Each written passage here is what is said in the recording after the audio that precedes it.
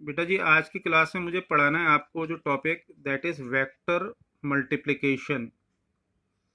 आपको पहले बताया था मैंने कि वेक्टर्स में दो टाइप से मल्टीप्लिकेशन होना है।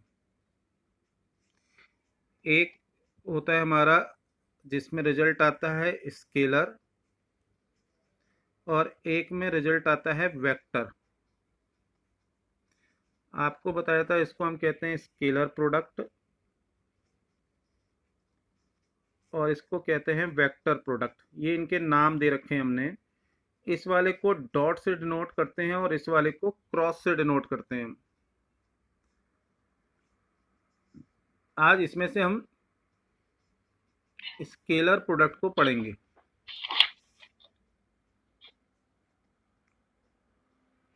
स्केलर और डॉट प्रोडक्ट, ये दो नाम इसके कॉमनली चलते हैं। यानी कि इसको दो वेक्टर ए और बी है तो हम इसको ए डॉट बी लिखेंगे।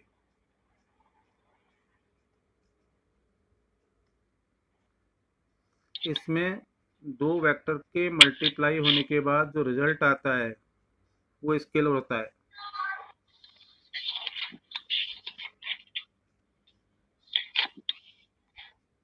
दिस काइंड ऑफ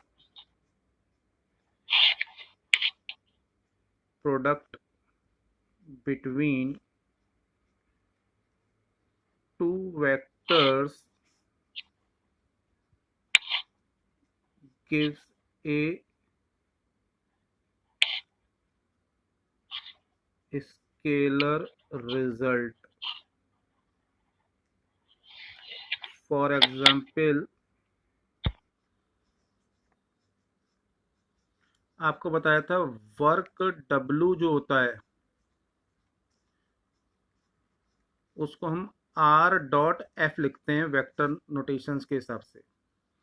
वर्क हमारा स्केलर होता है, R हमारा डिस्प्लेसमेंट, F फोर्स। ये क्या है? डिस्प्लेसमेंट वेक्टर है और F है फोर्स, या इसको हम फोर्स वेक्टर कह सकते हैं। आज इसको कैसे सॉल्व करा जाए, कैसे डिफाइन करा जाए, हमें यह समझने की कोशिश करनी है। यदि हम पुरानी बातों को ध्यान करें तो एक पुराना फॉर्मूला मैं आपको याद दिलाऊं, आपने पढ़ा हो शायद, कि इस तरीके से हम दिखाते थे। इधर हमारा डिस्प्लेसमेंट हो रहा है जिसको यहाँ हम आर से डिनोट कर रहे हैं, और इधर लगा रखा है हमने फोर्स। इनके बीच में है कोई एंगल थीटा। जब दोनों सेम डायरेक्शन में होते थे तो हम एफ इंटू आर कर देते थे।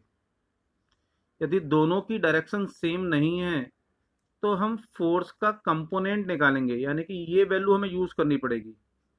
और आपको पिछले दिनों बता रहा था एंगल के साथ कौन सा कंपोनेंट आता है? Cos component. इसलिए एफ की वैल्यू काउंट होगी एफ कॉस थीटा। तो हमारा वर्क कितना हो जाएगा? R into F cos theta. When force is in different direction than displacement, then component of force along displacement, इस वर्ड पे ध्यान देना, component of force along displacement is used या एप्लीकेबल, यूजेबल, जो भी नाम हम देना चाहें, is applicable in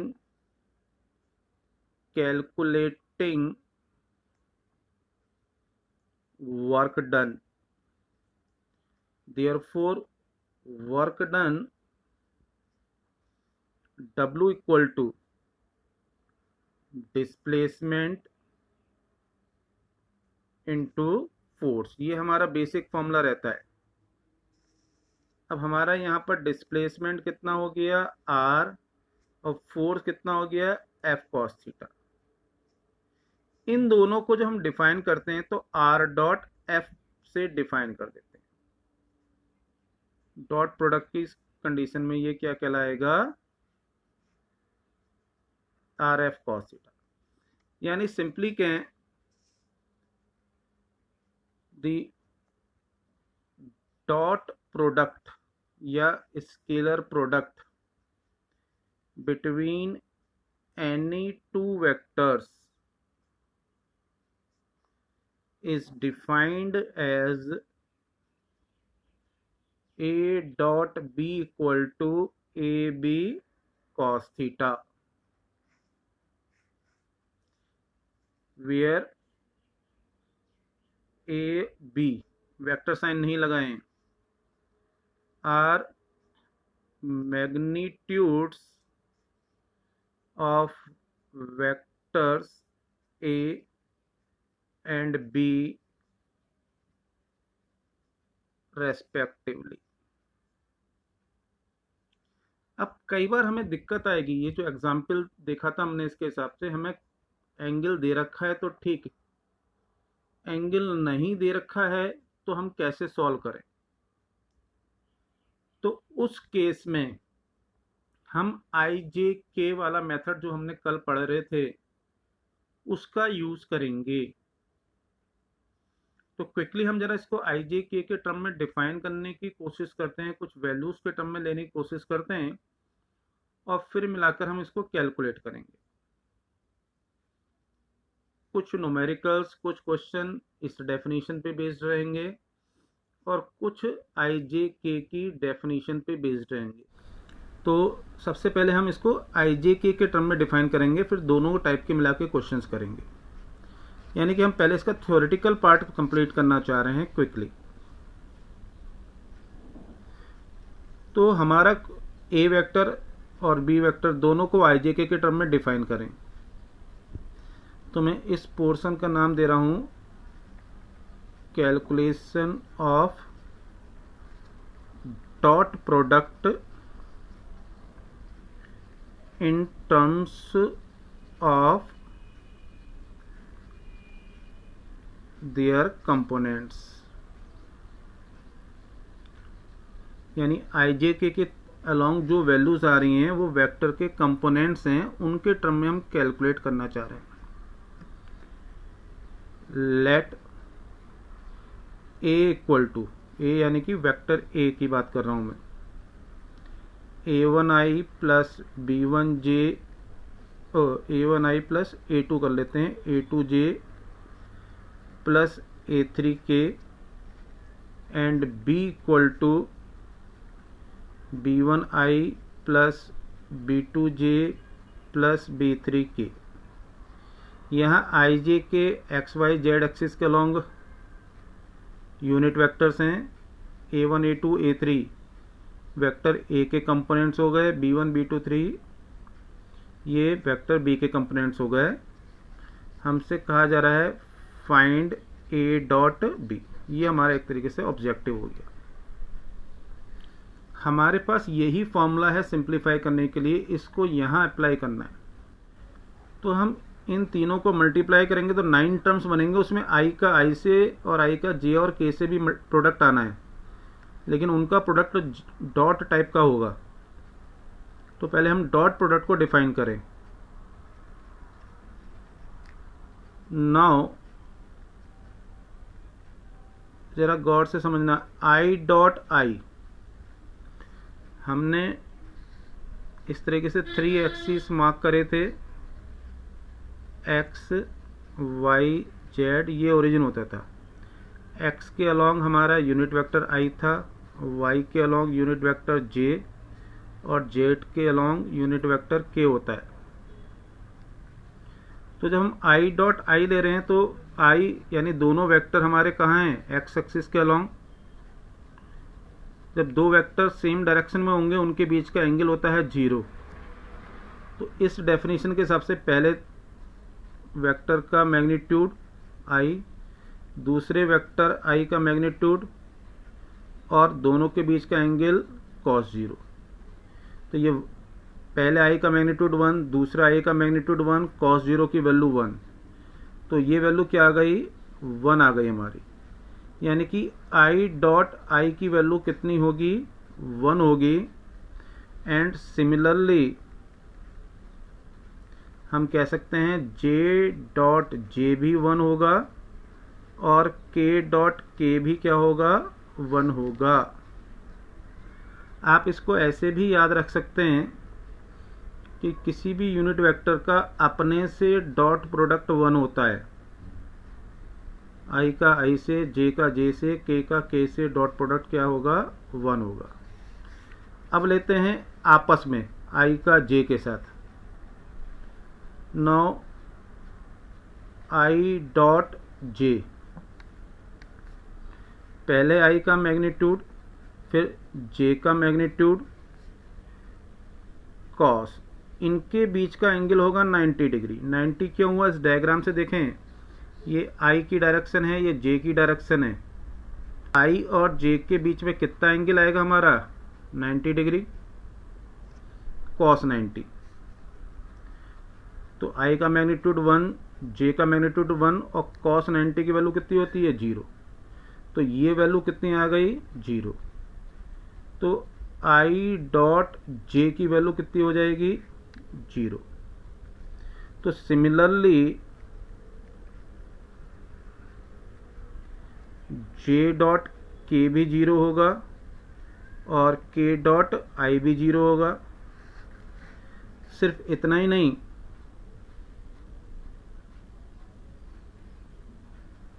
j dot i भी 0 होगा, i डॉट j 0 है तो ऐसे ही k डॉट j भी 0 होगा और i डॉट k भी 0 होगा। इस यानी कोई भी दो यूनिट वेक्टर के बीच का डॉट प्रोडक्ट 0 होगा, डिफरेंट, और सेम यूनिट वेक्टर्स के बीच का डॉट प्रोडक्ट 1 होगा।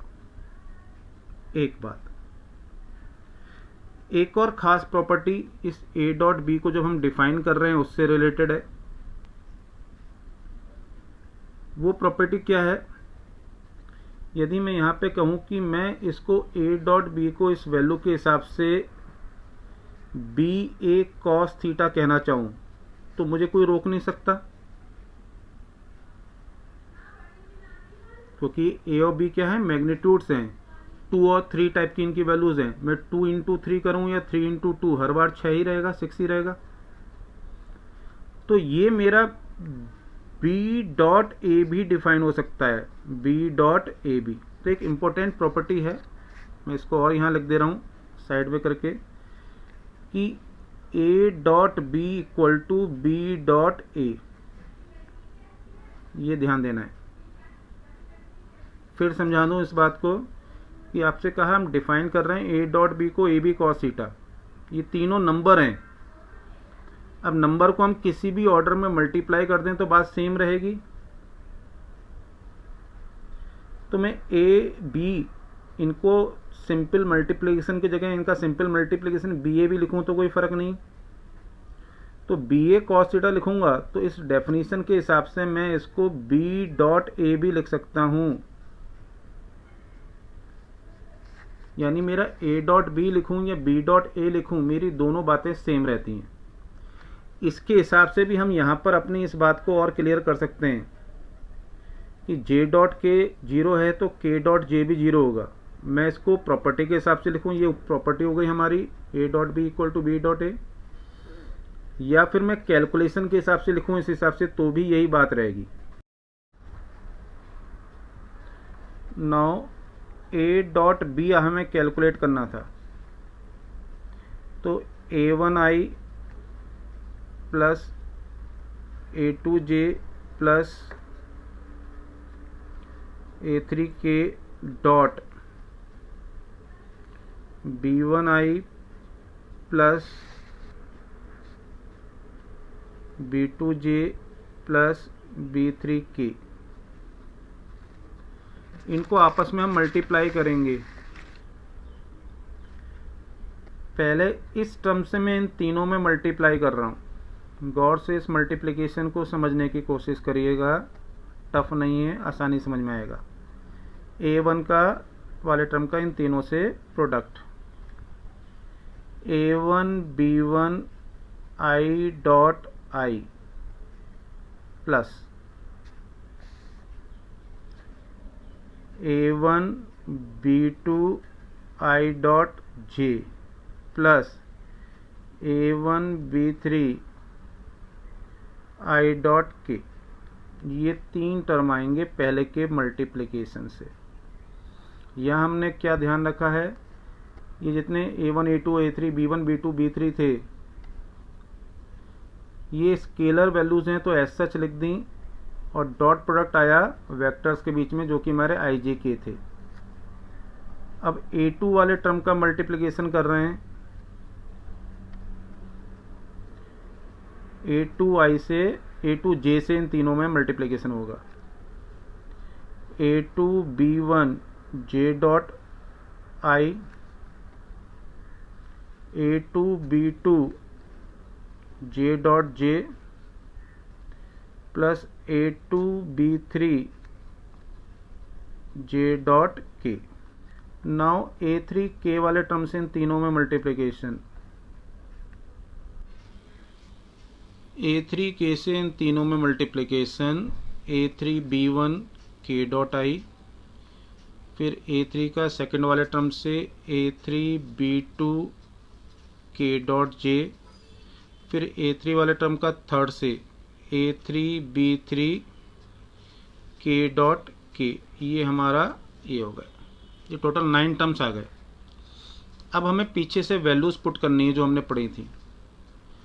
आपको अब ज़रा ध्यान रहना चाहिए कि A1 B1 इंटू 1 होगा ये, क्योंकि अपने आप से डॉट प्रोडक्ट कितना था 1 था, और दूसरे वालों से डॉट प्रोडक्ट 0 था।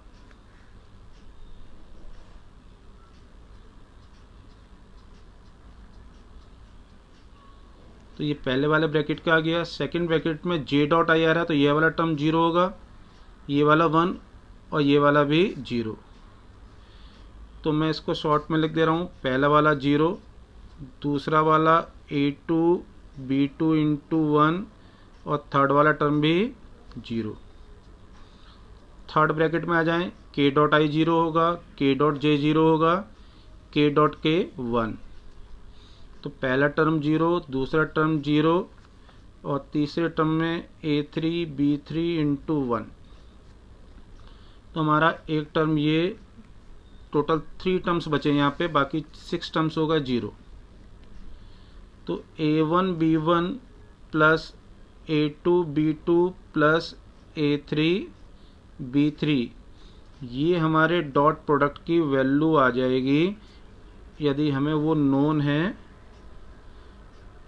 In terms of IJK। मैं फिर इसको शुरू से एक बार बात बताऊं, हमने करा क्या था कि हमें A और B ये दे रखे थे इन टर्म्स ऑफ IJK, हमें कहा A डॉट B निकालना है। तो पहले हमने कोऑर्डिनेट सिस्टम का यूज़ करते हुए I डॉट I को डिफाइन करा। तो एक्स एक्सिस का एक्स एक्सिस से यानी I का I से डॉट प्रोडक्ट क्या आ जाएगा 1, क्योंकि उनके बीच का एंगल 0 है, cos 0 होता है 1। तो similarly J dot J K dot K 1 हो गए। फिर हमने I डॉट J को डिफाइन करने की कोशिश करी, यहाँ 90 का एंगल होगा एक्स और वाई एक्सिस के बीच का एंगल, तो ये टर्म 0।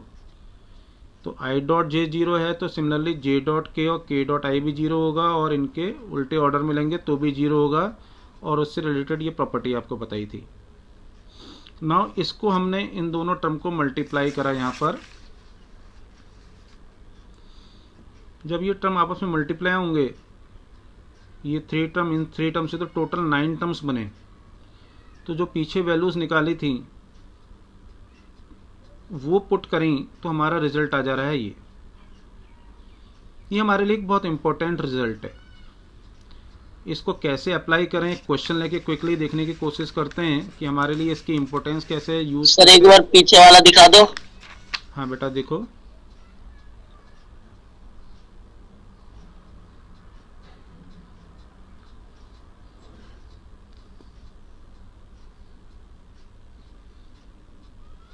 कोई डाउट? बताने के बाद नीचे वाला जे वाला आई डॉट जे वाला। बेटा ये जो आई डॉट जे करे थे हमने ना, तो इस definition A B cos theta के हिसाब से देखा। ए हो गया 1 आई का मैग्नीट्यूड, और जे है हमारा बी, उसका मैग्नीट्यूड वो भी 1 हो गया। और ये एक्स और वाई एक्सिस हैं, तो इनके बीच का एंगल कितना होगा 90 डिग्री। और कॉस 90 की वैल्यू कितनी होती है 0, तो टोटल वैल्यू कितनी आ गई 0। ऐसे ही बाकी केस में एंगल 90 के कारण वैल्यू क्या हो गई 0। ठीक है, ठीक। चलिए फटाफट जरा न्यूमेरिकल देखते हैं, कुछ कंसेप्ट तभी क्लियर होते हैं।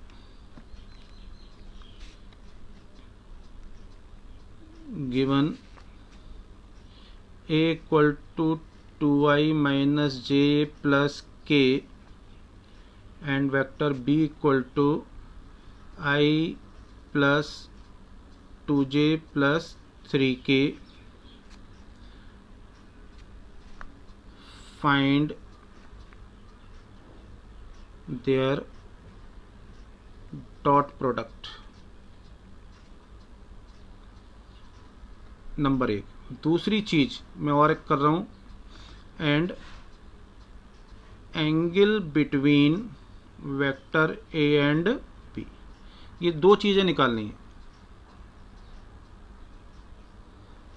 कमिंग टू सॉल्यूशन, पहले ए डॉट बी निकालना है हमें, पहले चीज पूछी थी dot product A dot B. अब आपको बेटा कुछ खास करना नहीं है, सीधे एक बार फॉर्मूला लिखो कि we know A dot B equal to A1 B1 plus A2 B2 plus A3 B3, और इसके हिसाब से सॉल्व कर दें। A1 क्या होगा यहाँ पे 2, B1 1 plus A2 B2। A2 क्या होगा J का मल्टीप्लिकेशन में हम क्या मानेंगे -1, इन J का प्रोडक्ट हो गया -1, और B में J का प्रोडक्ट है 2 प्लस A3 B3। A3 हो गया K का, ए वाले में 1 और यहाँ से आ जाएगा 3, तो 2 माइनस 2 प्लस 3, 2 माइनस 2 प्लस 3, यानी टोटल वैल्यू हो गई 3। ये ए डॉट बी की वैल्यू आ गई।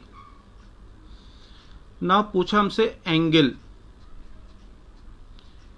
तो एंगल के लिए हम कौन सा फॉर्मूला यूज करेंगे, A dot B equal to A B cos theta, ये फॉर्मूले का हमें यूज करना है।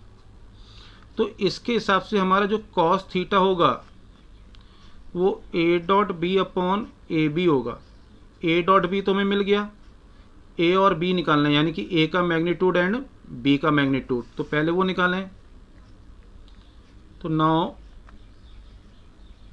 मैग्नीट्यूड ऑफ वेक्टर ए, यानी वेक्टर ए का मैग्नीट्यूड, जिसको खाली हम ए लिखेंगे, पुराना फॉर्मूले के हिसाब से लिखेंगे हम 2 का स्क्वायर माइनस 1 का स्क्वायर और प्लस 1 का स्क्वायर √6। ये कैसे हुआ आपको ध्यान होगा, एक दो दिन पहले बताया था मैग्नीट्यूड निकालने का तरीका √x² plus y² plus z² वाला। ये मेरे पास पेपर भी पड़ा है जो आपको कल की क्लास में बताया था। वेक्टर आर का मैग्नीट्यूड, वेक्टर आर था xi plus yj plus zk, तो उसका मैग्नीट्यूड हम इस तरीके से लिखते थे।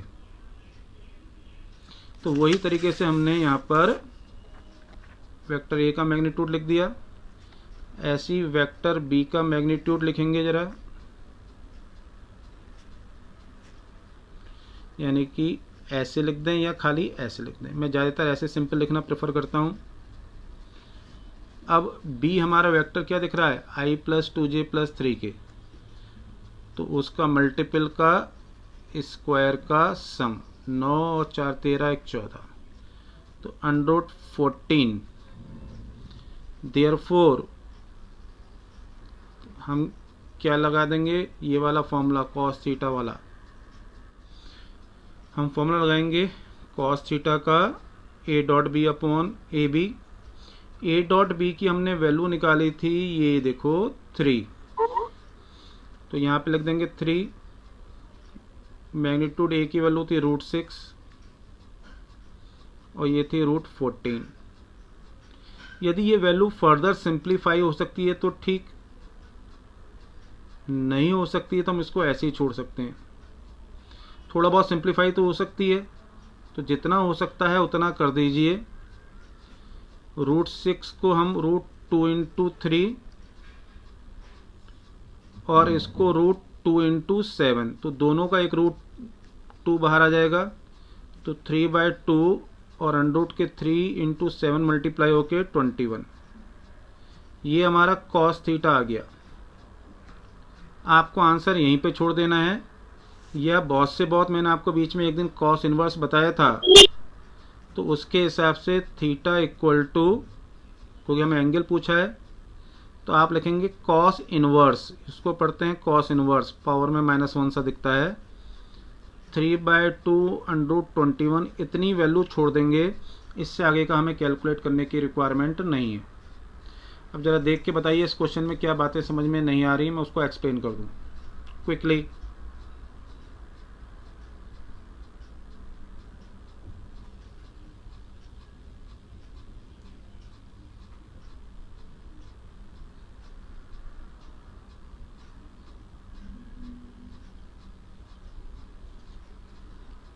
इज दैट क्लियर बेटा?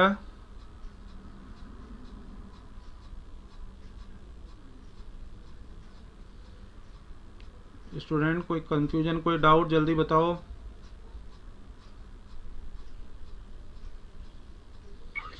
थीटा की वैल्यू को रेशनलाइज करके आंसर नहीं निकाल सकते? बेटा बिल्कुल निकाल सकते हैं, उसके लिए डिफरेंट मेथड यूज करा जाएगा। आपसे मैंने एक दिन पहले कहा था ना, एक लॉग टेबल नाम की बुक आती है, वो परचेज कर लो, तो हम उसमें टिग्नोमेट्रिक टेबल दे रखी होती हैं, हम उसको पूरा रैशनलाइज करके डेसिमल के 4 प्लेसेस तक वैल्यू निकालेंगे, तब जाके टिग्नोमेट्रिक टेबल से इसका एग्जैक्ट एंगल निकलेगा।